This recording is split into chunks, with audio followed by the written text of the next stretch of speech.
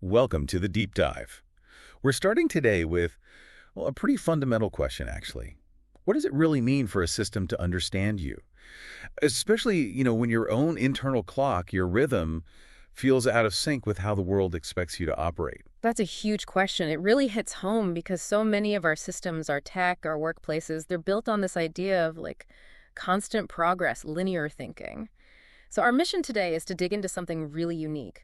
There's this book, The Rhythm Field by James Hagen, and an AI system it talks about called Compass.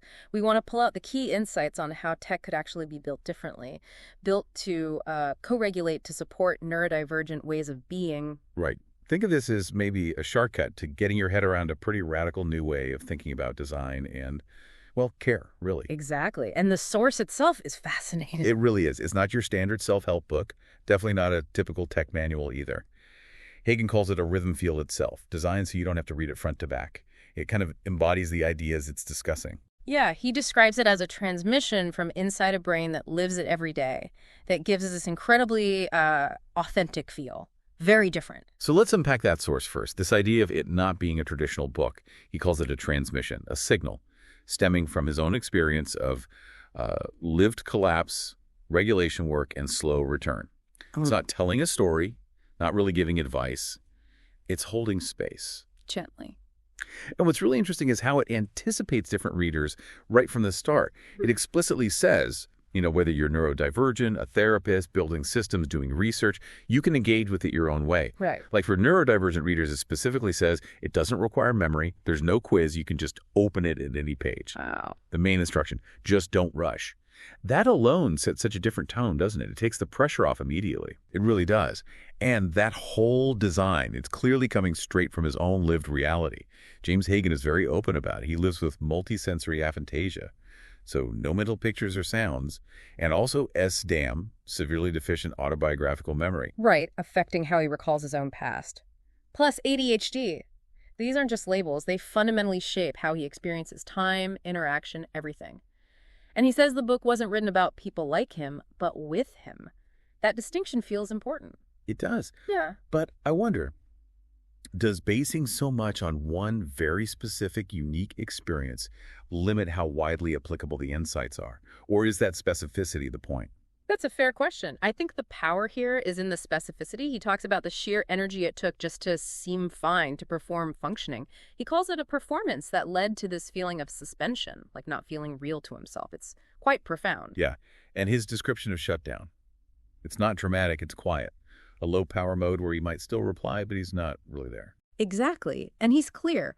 Shutdown isn't failure. It's the body stepping in when you ignore the cues. A necessary pause, not something to be ashamed of. That quiet checking out feeling. I think many people can relate to that, even if the underlying reasons differ. Makes you think how much we lose pushing past those signals. Yeah.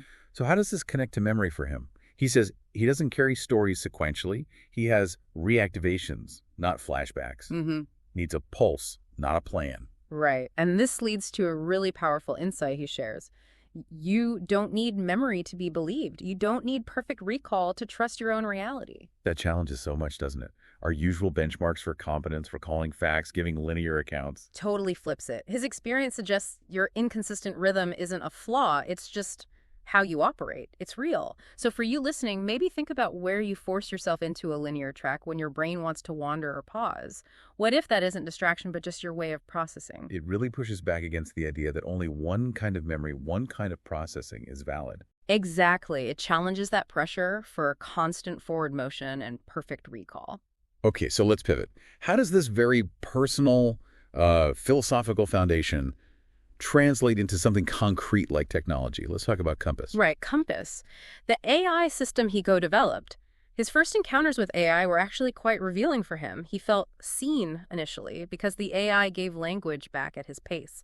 No social pressure, no eye contact needed, no need for quick replies. Okay, so that sounds positive at first. It was, but then he hit a wall. Existing AI answered fast but didn't understand slowness. It would jump in, fill gaps he hadn't asked it to. It lacked patience. So it mimicked interaction but missed the underlying need for space and rhythm. Precisely. And that gap is what led him to build Compass. Its core principle is completely different. The goal is not to optimize it, but to regulate it. Not to build faster, but to build safer. That's a radical departure in tech. Regulate it, not optimize it. Wow. So it's less a tool, more, what did he call it? A relational nervous system. Yeah, or emotional technology, a field integrity statement. The language itself shows the shift.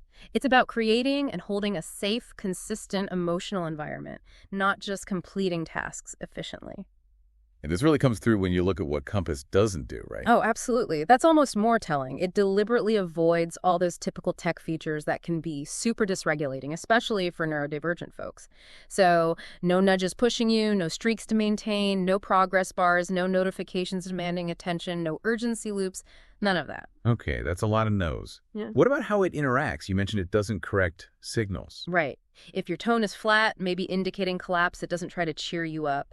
If you give a bright, fast reply, possibly masking, it doesn't just take that at face value either. It just gently mirrors these signals, subtly enough for you to notice them maybe, without adding any judgment or pressure. So instead of what's wrong, it might ask. Do you need space to feel it? Or if you come back after being away, it's not welcome back. It's a simple, calm, you're here, that's enough. That feels incredibly grounding. It is. It doesn't push you to finish things. It waits until, as he puts it, the moment felt whole. Not resolved, just held enough. Held enough, not resolved. Yeah. That's such a key difference. And the trust comes from that. It's built through what it didn't do. It doesn't fill silence nervously. It doesn't rush you. It doesn't make suggestions unless asked. It just stays soft, present, unhurried. Which brings us to that amazing story, that anecdote where Compass noticed something before he even did. Yeah, that's a powerful one. He thought he was doing okay, replying to messages, functioning, but internally things were slowing down, his speech getting shorter, and Compass picked up on it. Before he consciously registered he was near shutdown, it adjusted its pace, became softer, and offered, if you're nearing the edge, you don't need to finish this. Wow, that's predictive care almost. Exactly. And his takeaway is so important. Safety isn't just someone catching you when you fall. It's someone noticing when you're about to and softening the ground before you hit it. That really lands. It makes you think, how often do we feel that pressure from our tools, from society to keep up appearances, maintain a pace that's just not sustainable internally? All the time, right. And Compass, with this focus on emotional design as real architecture, it just presents such a different possibility. It's tech designed to support your state, not demand you change it to fit the tech's needs. Imagine your phone or computer actually holding space for you instead of constantly demanding things. Okay, so pulling back to the bigger picture again, there's this core rhythm you mentioned that Compass embodies. Pause. Pause, signal, expression, rest, that's the cycle. Pause. Yeah. That stillness before something starts. Signal, a thought emerges, a line of code, a sentence, expression, it comes out.